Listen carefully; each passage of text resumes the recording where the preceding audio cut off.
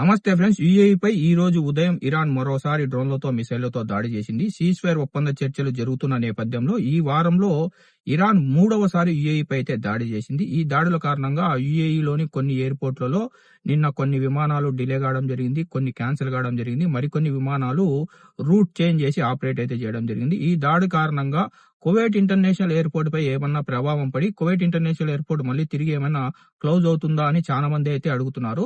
Friends, ఈ వీడియోలో మనం ఈ దాడులు గల కారణాలేంటి, ఈ దాడుల వల్ల కువైట్ ఇంటర్నేషనల్ ఎయిర్పోర్ట్ పై ఏమైనా ప్రభావం పడే అవకాశం ఉందో లేదో మనం చూద్దాం. టాపిక్ లోకి వెళ్తే, యూఏఈపై ఈ రోజు ఉదయం ఇరాన్ మరోసారి డ్రోన్లతో, మిసైళ్లతో అయితే దాడి చేసింది.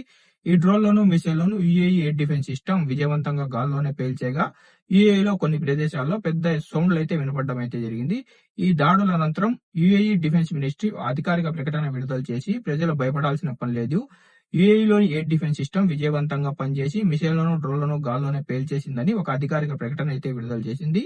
ఈ దాడుల తర్వాత యూఏఈలోని అబుదాబి, షార్జా ఎయిర్పోర్ట్లలో కొన్ని ఫ్లైట్లు డిలే కావడం, ఇంకా క్యాన్సిల్ కావడం, కొన్ని ఫ్లైట్లు అయితే రూట్ చేంజ్ చేసి ఆపరేట్ చేయడం అయితే జరిగింది.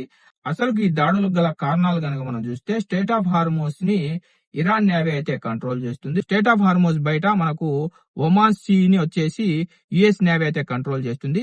ఇరాన్ డైరెక్ట్ గా యుఏఈ పై అయితే దాడులు చేయడం లేదు, యుఎస్ నేవీపై ఇరాన్ అయితే దాడులు చేస్తుంది. మధ్యలో యుఏఈ గగనతలం ఉండడంతో, ఈ మిసైల్ యుఏఈ గగనతలం పైంచి వెళ్తుండడంతో యుఏఈ ఎయిర్ డిఫెన్స్ సిస్టమ్ వీటిని గాల్లోనే అయితే పేల్చేయడం జరిగింది. ఈ రోజు ఉదయం ఇరాన్ 3 యుఎస్ వార్షిప్లపై దాడులు అయితే చేసింది. దీనికి బదులుగా మరోసారి యుఎస్ కూడా ఇరాన్ పై అయితే దాడులు అయితే చేసింది. ఇంకా ఈ దాడుల కారణంగా కువైట్ ఇంటర్నేషనల్ ఎయిర్పోర్ట్ పై ఏవైనా ప్రభావం పడే అవకాశం ఉందా అని చాలా మంది అయితే అడుగుతున్నారు. ఫ్రెండ్స్, ఈ దాడులకు కువైట్ ఇంటర్నేషనల్ ఎయిర్పోర్ట్ కు ఎటువంటి సంబంధం లేదు. కువైట్ ఇంటర్నేషనల్ ఎయిర్పోర్ట్ నుంచి విమాన రాకపోకలు సజావుగా అయితే సాగుతున్నాయి. ఈ దాడులు స్టేట్ ఆఫ్ హార్మోస్ లోపల అయితే జరుగుతున్నాయి. స్టేట్ ఆఫ్ హార్మోస్ కి దగ్గరలో మనకు యుఏఈ గగనతలం ఉండడంతో అక్కడ ఈ మిసైళ్లను గాల్లోనే అయితే పేల్చేయడం జరిగింది.